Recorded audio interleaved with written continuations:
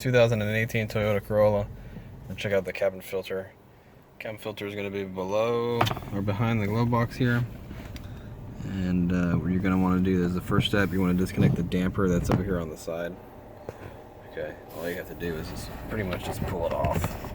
And it'll disconnect like that. Then right here on the side of the glove box here, you're just going to pull this past this piece right here. Okay. Same thing on this side. Pull it there, and then the glove box will come down, and you can see your damper there. How this thing works. After that, come over here, and the filter is located in this box right here. You're just gonna push this tab in here, and the door will come right off. Again, this car has pretty low miles.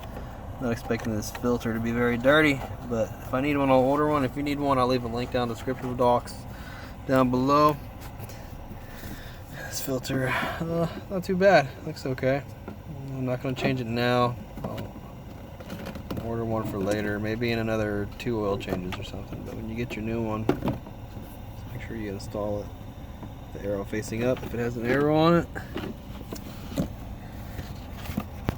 Just going to stuff it back in here.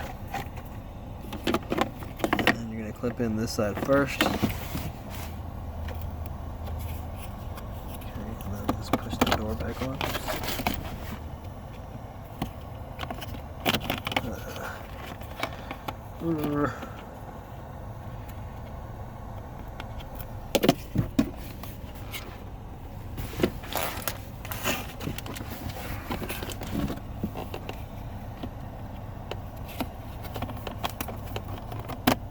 Alright, this goes on like that.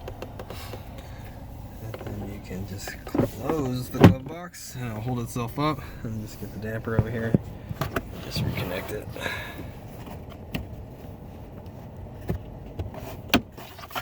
That's it.